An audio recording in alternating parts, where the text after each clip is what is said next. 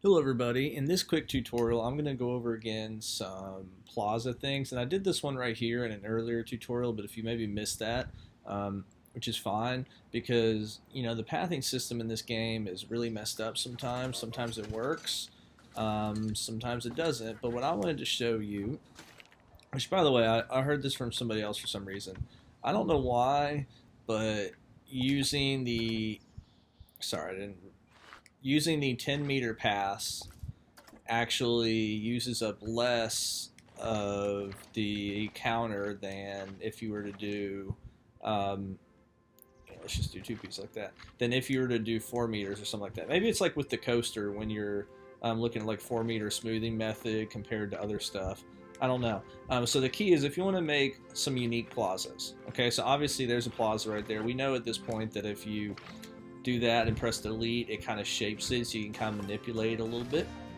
But now the key is I want to create a couple different plazas. So let's say we want this to be just a very basic, unique plaza this way, and we kind of want that to be the middle, and we want everything else to kind of go out from there. What you need to do is you need to place at least 2 pieces going a different direction. Okay? If you place just one, see, like if I just place one and I press select grid, it's going to have the grid going the same way as this one is right here. We don't want that. So what I need to do is I need to place it going in 2 separate directions. Then I can say select grid, and now the grid's different, right? So now I'm on a different grid system. And so I'm just going to keep those 2. And let's do another one here.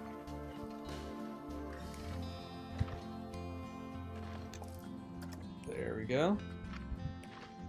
Let's make this one a little bit wider. I'm just kind of showing you the differences with it, right? I probably didn't place that one in the best spot if we're doing 2x2. But you know what? This grid is pretty similar to that one. So now, once again, I got to place 2. And so I've never actually done one this unique. So we're gonna see how this works out, because this would be awesome if it's working out how I'm kind of hoping it would. But yeah, so it's just kind of showing you how we can create unique plazas. See, that one I made a mistake because I only did it one time.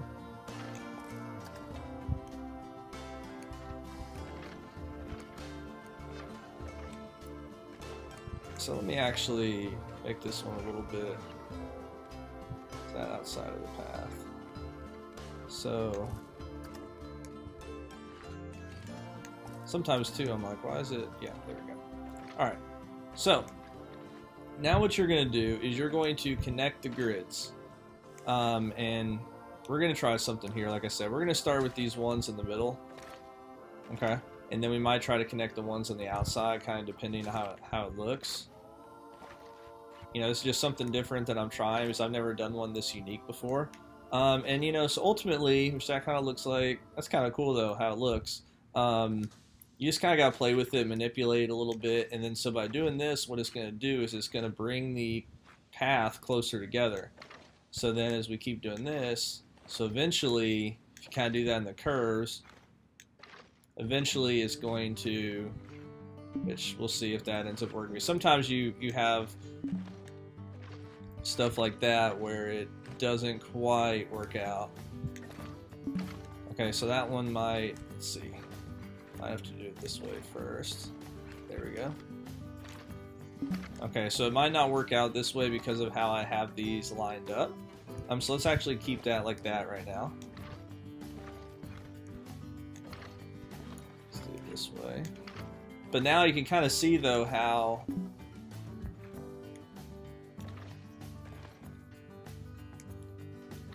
it's kind of getting it a little bit closer. Yeah, so I might have actually messed up a little bit by having some of these so close together, but you can kind of see already how it's kind of created a different looking plaza feel, right?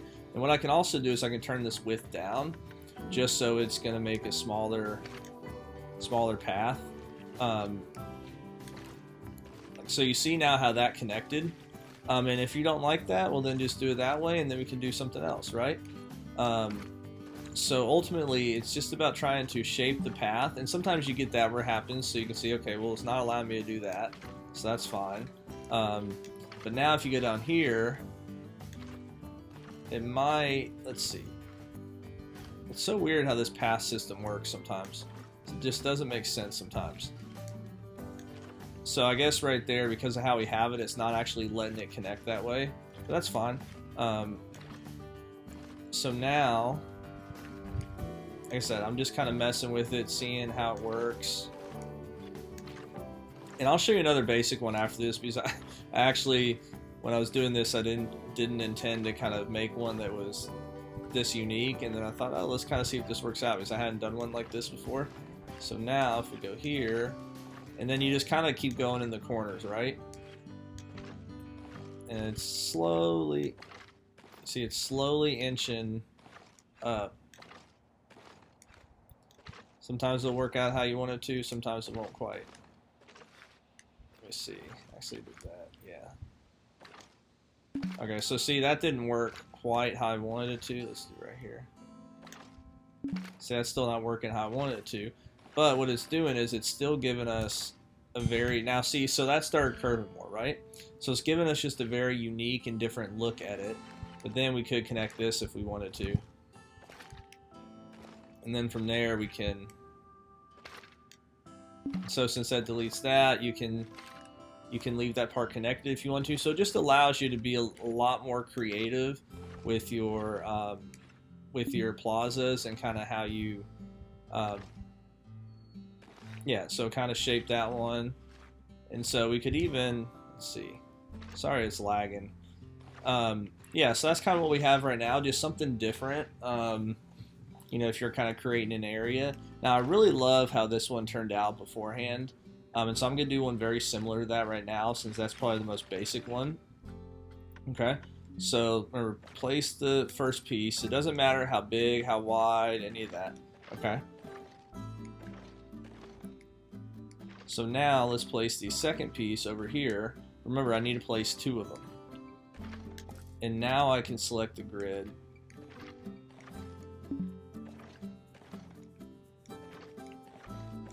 So now I can say, all right, well, I'm going to connect that piece. And then now, so this one should work out better than the previous one, just because I don't have 4 different areas outside of the main path. So you see how that's rounded?